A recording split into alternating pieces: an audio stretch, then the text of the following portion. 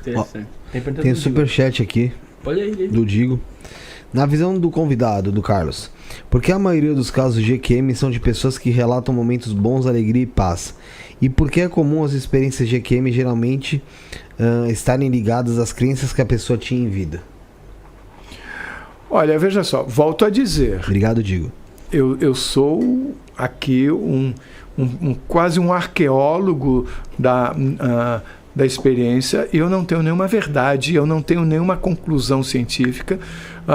Eu tenho aqui para ajudar, eu acabo compartilhando sensações que eu tenho ou dados estatísticos, tá? Mas eu acho muito importante ressaltar essa minha ignorância, né?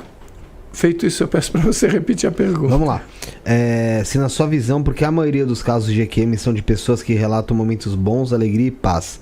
E por que é comum as experiências de EQM geralmente estarem ligadas às crenças que a pessoa tinha em vida? Vou dar um exemplo. A pessoa é cristã e ela vai ter uma experiência, talvez, em que ela vai ver Cristo, vai ver um santo, não sei.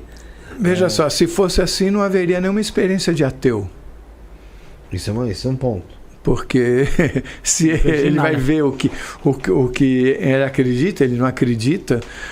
E isso eu não noto ter ocorrido no canal, das pessoas terem visto coisas.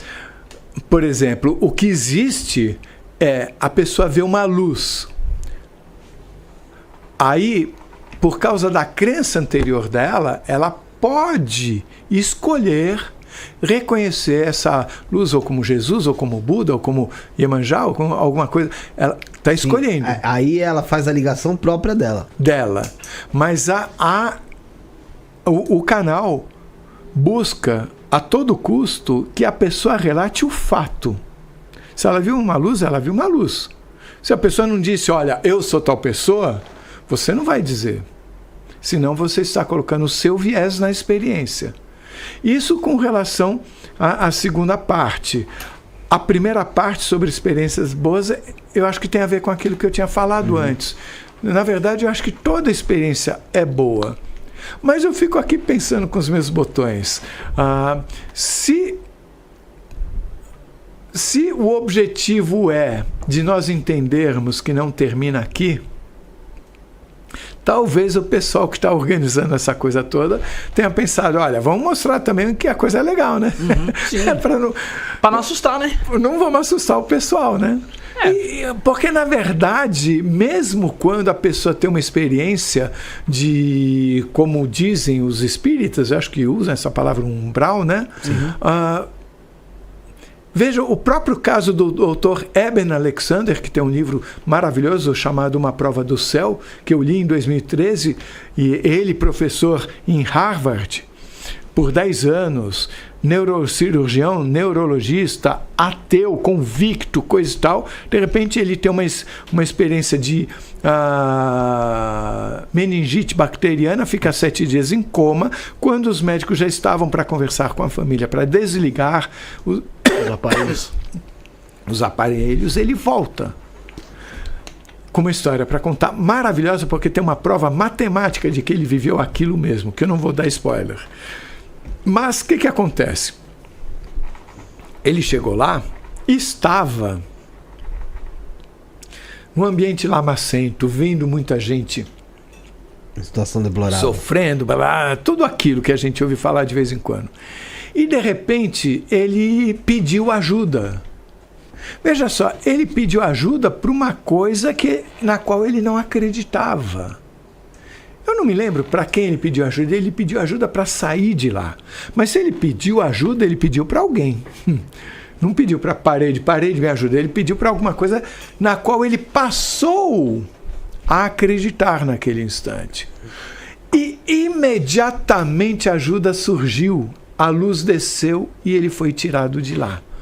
Então, isso é muito interessante mesmo, esse ponto aí. É muito interessante porque ele não acreditava. Na hora que ele pediu ajuda, a ajuda surgiu na hora. Mas eu não vejo como sendo uma coisa... Você vai ficar aí até a hora que pedir ajuda, vai sofrer até a hora, vai pedir arrego. Não, eu vejo assim. Você não está pedindo. Tá, pra você tá bom. Não é uma forma punitiva. É meio como a gente se relaciona na Terra mesmo, aqui, no plano material. Em cima até mesmo da espiritualidade e religiosidade falando. Muitas das pessoas, isso aí, que a gente tratou alguns momentos sobre isso, pedem, mas não sabem pedir. Outras não pedem e querem que aconteça da mesma maneira. E querem que aconteça geralmente sentadas, sem fazer nada. Quando eu era jovem, falavam assim pra mim, olha, não fica pedindo o trabalho, peça dinheiro. Tem a ver com isso. Então, assim, eu acredito que tem muita similaridade com esse fato mesmo desse caso especificamente. E eu acho que a gente é visto assim por um Deus, assim, falando de uma forma geral, né? Eu tenho minha crença, eu tenho minha experiência, mas de uma forma geral, por um Deus que não tá de fato a todo momento olhando pra você. Ele pode existir ali, pode acontecer, mas ele não tá de fato a todo momento olhando pra você, até que você também chame. Tipo, você não é especial. Tem outras coisas pra ser cuidadas. E digamos, você controla a sua vida. Sim. Sabe, assim, as pessoas quando saem daqui, o que elas dizem você está olhando uma placa de trânsito a 1 quilômetro e você quer saber o que está escrito ali. Imediatamente aquela placa faz assim. Vai se aproximando. Ou você vai para lá. Ou seja, o que fica claro é que fora do campo material, você controla através do seu sentimento, do seu desejo, a realidade. Então eu vejo isso também no que a gente pode transformar a nossa realidade aqui, porque nós continuamos sendo a mesma pessoa. Porque o universo é mental mesmo, a gente trabalha no universo mental, a gente tem um universo próprio cada um. Então atraímos aquilo que pensamos, então? Vamos dizer assim? Óbvio. Eu acho óbvio isso. Então é válido a lei da atração? Aí você está falando de uma palavra que tem todo um significado por trás que eu desconheço. Sabe, eu sei que isso tem vídeos sobre isso e eu não conheço.